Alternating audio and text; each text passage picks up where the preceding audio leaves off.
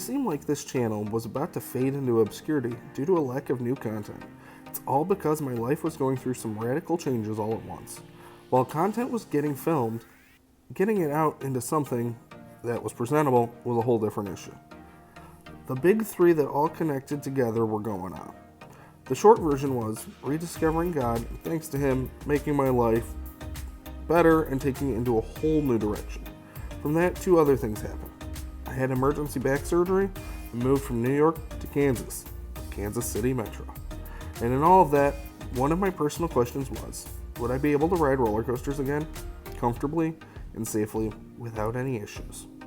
Well, I was blessed by God with that answer and a trip to Southern California, where I'd find out that answer. And in that trip, I decided to hit SeaWorld San Diego for the first time, as it was a park I could still enjoy even if I couldn't hang with the coasters anymore. I'll get into the coasters in a second, but at first, I'd like to cover the rest of this park. Everyone's entitled to their own opinions on SeaWorld and the chain ever since the Blackfish thing, but here are mine. I thought this park was well taken care of, the animal exhibits I thought were well taken care of, and again, I keep in mind that SeaWorld does rescue and rehabilitation on their animals, so many of them at the park are here because they couldn't survive in the wild. They were given a second chance at life, and with that, we are able to view them and see them and educate ourselves about these magnificent creatures. Out of all the animals we saw, I don't think I had a favorite. We also took in all three of the main theater shows, the sea lion show, the dolphins, and the orcas, and all were very informative as well as entertaining, as well as the gorgeous views of the bay and the park from the Sky Tower. But okay, this is a roller coaster channel, so I know you want to hear about the rides. Well, I did get on all 4 roller coasters at this park. I also took an added bit of precaution with a back brace. So the first coaster that I ended up going on is the park's newest, Arctic Rescue, the 2023 Intamin Straddle Coaster. Again, I picked this park because it offered more than just coasters of varying dynamics and thrills and styles. It had other things that I would enjoy as well. This was a great pick to start this out. I thought the ride was a great family ride. The theming I thought was very good for what could be done for snow and Arctic in Southern California. My friend said they just needed to make a snow-peaked mountain or something like that the ride could be in to make it actually have a theme. I disagreed. The launches were good for tire drive launches, and the consistent lateral changes gave it a very tame Maverick-esque feel. Solid coaster, even with a slight rattle in my opinion, but it didn't take away from the experience. The train design was unique and not at all what I thought it would be. I expected more of a Tron or motor coaster style restraints and was pleased that it was more of a seat and a lap bar kind of experience. The next one was my buddy's favorite, Electric Eel, the premier ride Skyrocket 2 added in 2018. He could have marathoned this thing. This was the one that made me the most nervous. Not from a sheer coaster perspective, you gotta be kidding. Like, I have done Fury, I've done Top Thrill Dragster, just to name a few. It was more or less, could I handle it? The answer was an emphatic yes. For one thing, this was the smoothest coaster in the park, much to my surprise, like buttery smooth. The launches were so punchy, but not too much. The airtime off the trims were fantastic, and the hang time off the slow roll, chef's kiss. And because we went on a weekday, it was a walk-on. All the coasters were. I only have one bad thing to say about this, and every enthusiast will agree with me. Getting in and out of these trains with the restraints of the comfort collars. A minor inconvenience on this day, but I could see where it could be a nightmare for operations on a busy day. The next coaster we did was a milestone for me, Coaster 175. Maybe I'll get to 200 in the next year or so. I can hope, right? 2012's mock multi-launch Manta, and the first coaster at this park. Not to be confused with the B&M Flyer at SeaWorld Orlando or the even bigger mock in Dubai. This glides across the park and was a good thrill in the beginning with that tunnel rocking with the Manta projections. Launching out was fantastic and it added another dimension to this ride. I thought this was good. Launches weren't super punchy, but they also weren't super weak either. Typical of a mock. The layout was well done. The only gripe I had was the lap bar tightened out throughout the ride. But this wasn't a huge issue and wasn't going to be a deal breaker. It wasn't like thigh crush level pain. It was just an inconvenience. I could see this being a bother for some people though. And again, I felt very well coming off this ride. One thing I'll add, SeaWorld's choice of coasters for what animals they presented off of, they do very well.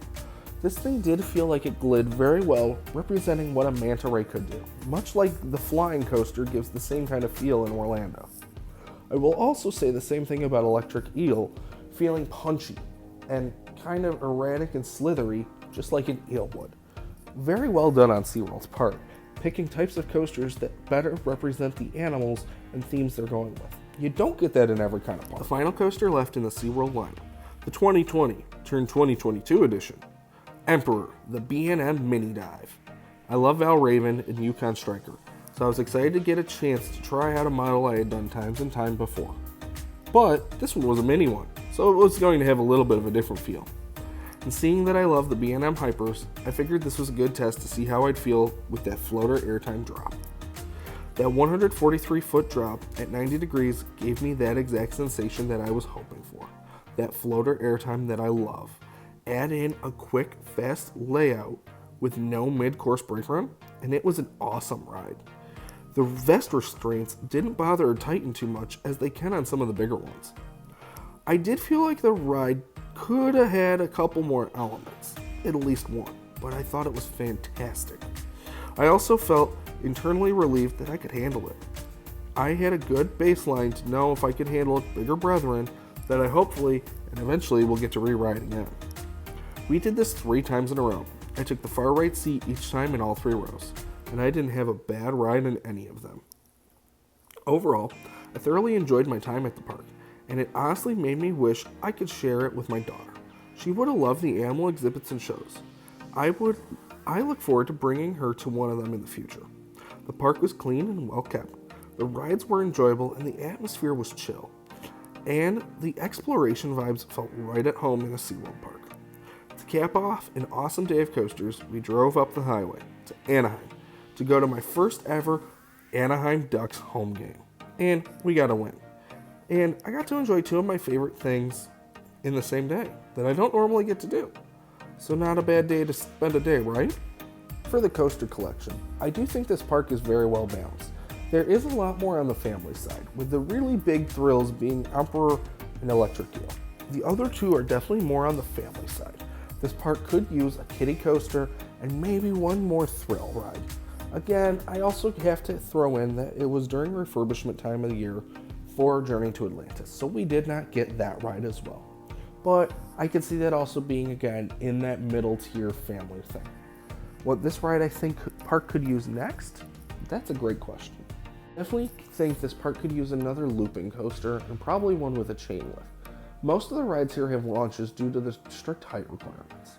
So I could see them going along the lines of something like that. Something like a mini hyper would also do well, but again, the height requirement makes it tough to consider.